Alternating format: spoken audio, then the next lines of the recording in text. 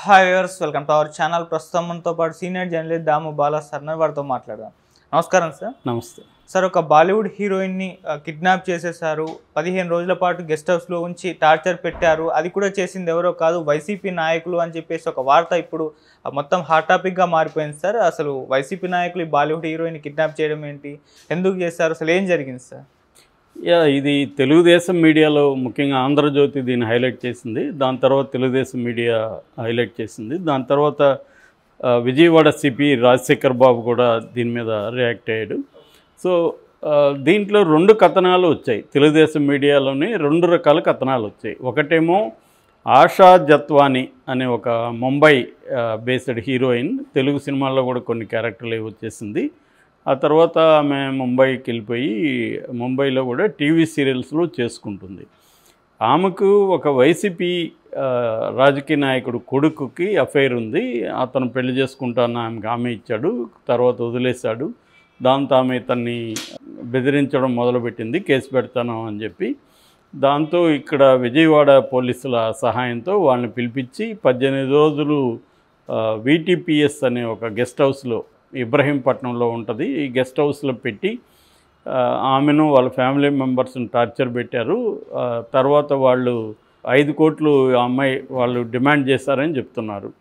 5 కోట్లు మేము ఇవ్వలేము అని చెప్పి వాళ్ళని తీసుకొచ్చి టార్చర్ పెట్టి, అప్పటికి కూడా వాళ్ళు సరెండర్ కాకపోతే వాళ్ళ మీద లోకల్గా ఎవరో ఒక ఫేక్ అతను ఇచ్చిన కేసును బేస్ చేసుకొని 5 లక్షలకి చీటింగ్ కేసు పెట్టి జైలుకి పంపిస్తామని బెదిరించేసరికి ఇంకా వాళ్ళు దారికి వచ్చి విత్డ్రా చేసుకొని వెళ్ళిపోయారు అనేది కథనం. ఇది ఒక కథనం. రెండవ కథనం ఏమని చెప్తుందంటే, ఇది రాజకీయ నాయకుడు కాదు, ఒక ఇండస్ట్రియలిస్ట్ కొడుకు, ఆమెతో అఫైర్ ఉంది, సేమ్ మిగతా అంతా సేమ్ స్టోరీ, కానీ చేసింది ఇండస్ట్రియలిస్ట్ కొడుకు. బట్ అతనికి ఒక వైసీపీ అతనితో సంబంధాలు ఉన్నాయి. సో అతని ద్వారా మేనేజ్ చేశారనేది రెండో కథనం. తెలుగుదేశం మీడియాలోనే ఈ 2 కథనాలు వచ్చాయి. సో ఇందులో ఏది నిజం అనేది తెలియదు. అయితే సిపి రాజశేఖర్ స్పందించాడని మళ్ళీ ఆంధ్రజ్యోతి వాళ్ళు రాశారు. ఆయన ఏమంటారంటే, మాకు ఏ రకమైన కంప్లైంట్ లేదు, సో కంప్లైంట్ ఉంటే మేము చర్య తీసుకోగలము. అయితే ఆ గెస్ట్ హౌస్కి వెళ్ళి చెక్ చేసాము, రికార్డులు సరిగా లేవు, దాంతో మేము వాళ్ళ మీద చర్యలకైతే రెడీ అవుతున్నాము. బట్ ఈ కేసుకు సంబంధించి ఎటువంటి ఆధారాలు కూడా మా దగ్గర లేవన్నారు. మరి మీడియాకి ఆధారాలు లేకుండా రాసిందా? ఆధారాలు ఉన్నప్పుడు మీడియా ఇవ్వచ్చు కదా వాళ్ళకి. సో అంటే ఏదో ఒక లీక్ అయినట్టుగా ఉంది కేసు. మీడియా దగ్గర కూడా అంతకంటే ఆధారాలు ఉన్నట్లేదు. మామూలుగా ఇవాళ మీడియాకి ఆధారాలు ఏం అవసరం లేదు. ముఖ్యంగా రాజకీయంగా మీడియా చీలిపోయినాక వాళ్ళ మీద వీళ్ళ మీద చెప్పుకోవడానికి ఏదో ఒక అదేదంటారు కదా, చీకట్లో నల్లపిల్లి కోసం గుడ్డివాడ వెతుకులాటలాగా న్యూస్ కూడా క్రియేట్ చేసేయచ్చు. సో అలాగా ఇవాళ జరుగుతుంది. ఇదేంటంటే తెలుగుదేశం మీడియా కావచ్చు, తెలుగుదేశం నాయకులు కావచ్చు, వైసీపీలో ఒక్కొక్కరి ఈ చీకటి భాగవతలనో లేకపోతే ఇంకోటనో ఒక్కొక్కటి కథనాల్ని ఈ 3 నెలలుగా వండి వారుస్తూ ఉన్నారు. ఫస్ట్ విజయసాయి రెడ్డి శాంతి అది అయిపోయింది. దాని తర్వాత మన దువ్వాడ శ్రీనివాసు, మాధురి, వాణి ఆ ఎపిసోడ్ కూడా కొద్దిగా ఇదైంది. దాని తర్వాత అనంతబాబు జూలైలోనే నేను కంప్లైంట్ ఇచ్చాను, నా వీడియో మార్ఫింగ్ జరిగిందనింది. ఆయన కూడా తెలుగుదేశం మీడియా అప్పట్లో గోరంట్ల మాధవ్ని ఎలా చేశారో అలాగా ఒకటి చేశారు. ఇప్పుడు ఈ కథనాన్ని తీసుకొచ్చారు. మరి ఆమె ఇక్కడ కంప్లైంట్ ఇవ్వకపోతే సరే, విజయవాడలో ఇబ్బంది అయింది, ముంబైలో ఇవ్వచ్చు కదా ఆమె కంప్లైంట్. ముంబైలో ఇస్తే ముంబై పోలీసులు కూడా చర్య తీసుకుంటారు కదా, ఆమె ఎందుకు భయపడింది? మరి ముంబైలో ఇక్కడంటే ఓకే, వీళ్ళు చెప్పింది కరెక్టే, ముంబైలో నాకు అన్యాయం జరిగింది పలానా ఇదని చెప్పచ్చు. లేదు ఆమె ఇక్కడ తెలుగు ఇండస్ట్రీలో పనిచేసింది కాబట్టి హైదరాబాద్లో చెప్పచ్చు. మరి ఆమె ఎందుకు చెప్పలేదు అనేది పెద్ద క్వశ్చన్ మార్కు.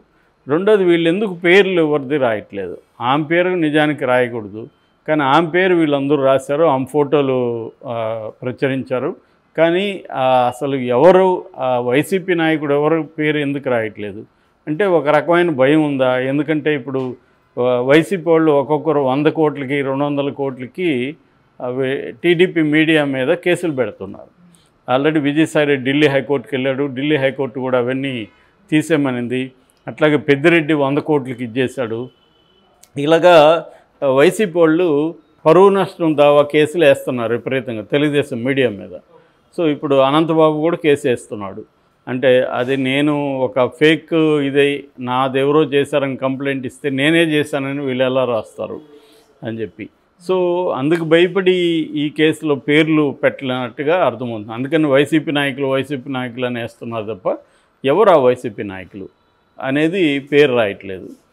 సో అట్లాగే ఇది వచ్చి ఇప్పుడు జరిగింది 2024 ఫిబ్రవరిలో జరగడం అంటే మనకి అప్పటికే ఆల్మోస్ట్ అయిపోయింది వైసీపీ ప్రభుత్వం. సో ఆ టైంలో జరిగిందంటే పోలీసుల పాత్ర కూడా ఉందని రాస్తున్నారు. మరి ఆ పోలీసులు ఎవరు, వాళ్ళ పేర్లు కూడా రాయలేదు. ఎక్కడ ఎవరి పేరు పెట్టకుండా తెలుగుదేశం మీడియా హైలైట్ చేస్తుంది. సో ఇది ఎంత నిజం అనేది మనం కరెక్ట్గా చెప్పలేము. జరిగి ఉండొచ్చు, జరగకపోయిండొచ్చు, తెలియదు మనకి. ఎందుకంటే జరుగుంటే వాళ్ళ పేర్లు చెప్పాలి. పోనీ పోలీస్ ఆఫీస్ ఆయన సిపి రాజశేఖర్ కూడా నాకు ఈ విషయాలు మేము ఎంక్వైరీ చేసాం కానీ ఇటువంటి కంప్లైంట్లు లేవు కాబట్టి మేము ఏం చేయలేము అంటున్నారు. మరి అట్లాంటప్పుడు తెలుగుదేశం మీడియా వాళ్ళ ప్రభుత్వం ఉంది కదా, ఇదిగో పలాని పేరు పలాని వాళ్ళు చేశారు అని ఎందుకు పోలీసులకి ఇవ్వచ్చు కదా.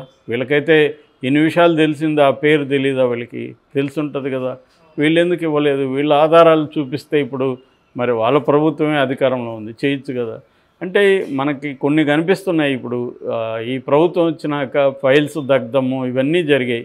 అవన్నీ ఏమయ్యాయి అనేది ఇప్పుడు తెలుగుదేశం వాళ్ళే ప్రశ్నిస్తూ ఉన్నారు. అట్లాగే ఇసుక కుంభకోణం మీద కూడా ఆంధ్రజ్యోతి ఈనాడే అసంతృప్తి వ్యక్తం చేస్తున్నాయి. మొన్న 2 రోజుల ముందు కూడా బొజ్జ సుధీర్ రెడ్డి అతను కాళహస్తి అతను ఈనాడు విలేకరికి ఫోన్ చేసి బెదిరించాడు. ఎందుకంటే ఇసుక కుంభకోణం మీద ఈనాడు రాసిందని. సో ఇలాగా తెలుగుదేశంకి ఇబ్బంది ఏంటంటే ప్రభుత్వానికి ఇప్పుడు తన కంట్రోల్లో ఎవరు ఉండట్లేదు అనేది చంద్రబాబు ఫీల్ అవుతున్నట్టుగా తెలుస్తుంది. చంద్రబాబు ఫీల్ అవుతున్నాడు లేదు కానీ Telugu Desam media and Telugu Desam cadre feel అవుతున్నారు. చంద్రబాబు వ్యవస్థల మీద కంట్రోల్ చేయలేకపోతున్నాడు. గతంలో ఎవరెవరైతే అధికారులు ఇచ్చేస్తారో వాళ్ళందరి మీద చర్యలు తీసుకోలేకపోతున్నాడు అనేది వీళ్ళే చెప్తున్నారు. సో ఈ కాంటెక్స్లో వీళ్ళకి ఇంకా మిగిలింది ఏంటంటే వైసీపీ అరాచకాలు ఇంకా బయటకు వస్తున్నాయి అని చెప్పడానికి ఈ కథనాల్ని తీస్తున్నారు. మరి అంటప్పుడు పేర్లు ఎందుకు చెప్పలేదు? పేర్లు చెప్పచ్చు కదా. అంటే ఈ భయం ఉన్నట్టుగా కనబడుతుంది. ఇప్పుడు పేర్లు చెప్పారనుకో అది నిజమో కాదు తెలియదు. నిజం కాదనుకో వాళ్ళు కోర్టులకు వెళ్తూ ఉన్నారు, పరువు నష్టం వేస్తూ ఉన్నారు. సో అట్లాంటప్పుడు రేపొద్దున వీళ్ళకి ఇబ్బంది అవుతుంది.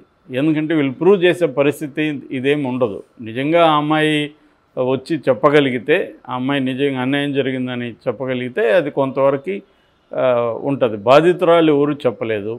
సో చెప్పకపోయినంత మాత్రాన నిజంగా జరుగుంటే దాని మీద చర్య తీసుకోవాలి ఖచ్చితంగా. కానీ మరి ఆధారాలు ఉండాలి కదా. పోలీసులకైనా చర్య తీసుకోవాలంటే ఆధారాలు ఉండాలి. మరి ఇప్పుడు వాళ్ళ పోలీసులే ఉన్నారు, వాళ్ళ ప్రభుత్వమే ఉంది. మరి ఎందుకు మీడియా చేయట్లేదంటే నాకు తెలిసి వీళ్ళ దగ్గర ఏమి కాంక్రీట్ ఆధారాలు ఉండవు, ఇచ్చినా కూడా ఏం జరగదు. అందువల్ల మీడియాలో హైప్ చేసి వదిలేస్తారన్నమాట.